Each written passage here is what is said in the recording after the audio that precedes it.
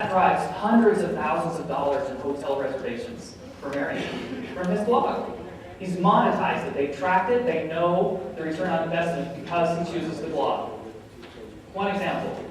Okay, can you think of any entity that you would think is not blog-worthy? Kind of like Seinfeld's sponge-worthy classification. The government's TSA, they have a blog. Transportation Safety Administration, I think, have a blog. One thing I love about this blog is it has a spam-o-meter where they delete comments that are bad comments. If you're going to blog, if you're a company, an organization, you're going to blog, you need to have a comment moderation policy posted that says, we'll accept comments from you, we'd love to hear from you, but these are the rules. And you make sure that everyone knows the rules. When they're violated, it's deleted. Okay, don't edit comments. That's not cool. But don't accept, four-letter words and personal attacks and things like that on your blog either. Don't accept people promoting competitors' products necessarily, although sometimes it might be good. Anyone, I don't have a screenshot of this, but anyone familiar with what happened with Skittles in March? So that's last month. You know what they did?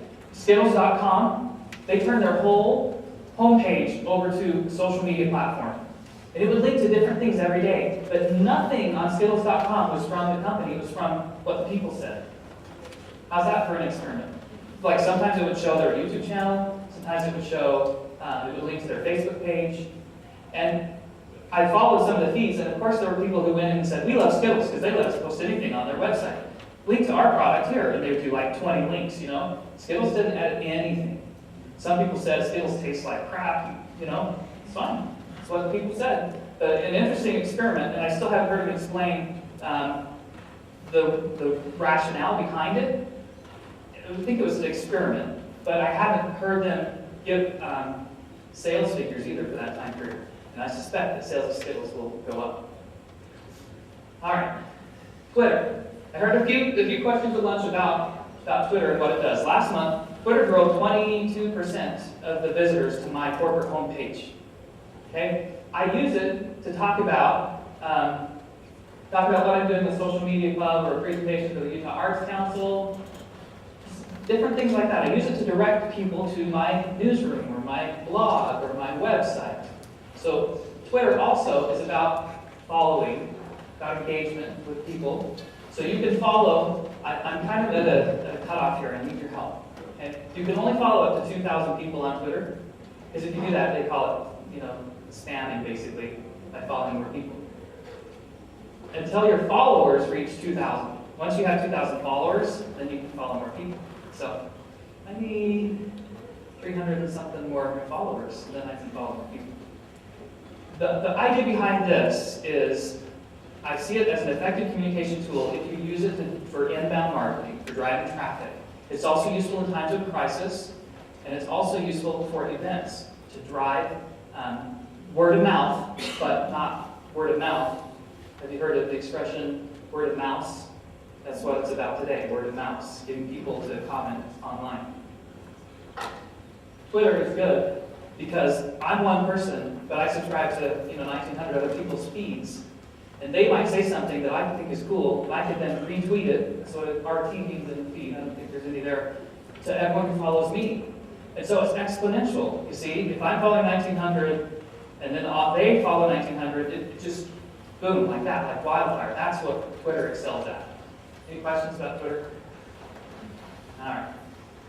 An online newsroom, well, I'll be quick about this. These are some of the features that a good public relations driven online newsroom should include. An RSS feed for your announcements, for your press releases. A social media toolbar so that the information can be shared in social media. Last month I presented at a conference in Las Vegas, and a gentleman by the name of Shel Holtz, I recommend you follow him, by the way. He's accredited through IABC, I'm accredited through PRSA, but he's been around for 20, 30 years. I went up to him and I told him that I want to meet him when I grow up, and he's dead, so he's getting older. But he's a great guy. He knows so much about this and was around when the internet was really just starting. He says that the trick to the internet is not having information on your central hub on that homepage, but getting into the outskirts of the web, getting people on the periphery to talk about your news and information. How do you do it? You do it through social media tools. You make it easy so they can click a button and then share your news in their Facebook page, or tweet your news to their followers, or put a link to what you're doing on their LinkedIn profile, whatever it is, okay? Your newsroom should include multimedia, audio, video, images, graphics. And I really believe it's the most underutilized tool for inbound marketing. If you want to control that Google golden triangle, use an online newsroom. It's just like a blog. I created News Cactus as an online newsroom solution, and you can go check that out if you're interested, which is based on these principles. And I've been amazed at how well it does for clients. So, some benefits to having an online newsroom, okay? Search engine optimization, or search engine marketing, whatever you want to call it. It's another basket, all right? Again, put your eggs in as many baskets as possible. So, if you set up the newsroom correctly, it's a subdomain or a separate domain from your home page. So for Google, it's number 2. It's a second resource. They've got a home page, and then they've got a newsroom. Quite often, for my News Cactus clients, we'll find that the newsroom will place above their main home page in Google search. There's a couple of reasons for that, I'll tell you. It allows you to publish your own story. I worked for a client that was sending out about 2 press releases a week for 8 different subsidiary companies. That's where the idea for News Cactus came from, actually. And we weren't doing anything with the press releases besides putting them on BusinessWire, PR, Newswire, PR Web. And I kept telling them, we've got to put these, in the newsroom. We've got to tell our own story. So that's how it's effective. And then you allow others to share your story through those other tools. And finally, if you're going to create an online newsroom, make it really easy to find. Put a top navigation to the newsroom on your website, and make it easy to search for information in your newsroom. Just some ideas. Now, why do I say it's like a blog? And why does Google like it? Because Google loves blogs, by the way. Because of frequency, all right? Because you're publishing information more often than, say, every 3 or 6 months or whatever. And your content is keyword rich. Naturally, any press release you write is going to include keywords for your company, right? Or you're not writing a good press release. Okay? It can be products, it can be people's names, company names, but it's going to include those keywords. So for those reasons, it has great search benefits, just like a blog does. And then you've got to be sure that it has the RSS with email subscription, a way to engage people in the newsroom. And then share that information, okay? That's how a newsroom works like a blog. There are some pros and cons to blogging, some reasons that I don't recommend it for every company. You could have negative brand comments on your own blog. How do you deal with that? Well, you have a common moderation policy, and if it's out of line, you delete it. But if it's not, you let it stand. You know what? Are we all happy all the time? Is everything positive that comes out of our mouth?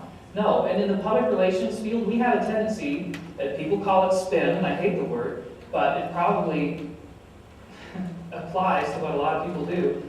We have a tendency to always put a bright, smiley, happy face on everything and make it sound perfect. Okay, what's the harm in something that's not really perfect?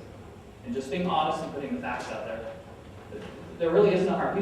People are really wanting that authentic type of voice.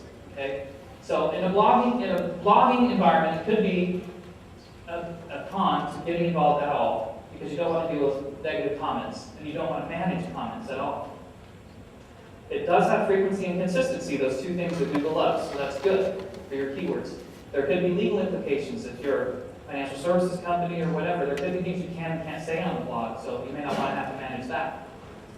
The content of a blog, quite often, I showed you Bill Marriott's blog. The content is kind of all over the place. He's not saying, hey, we just built this new Marriott in Las Vegas.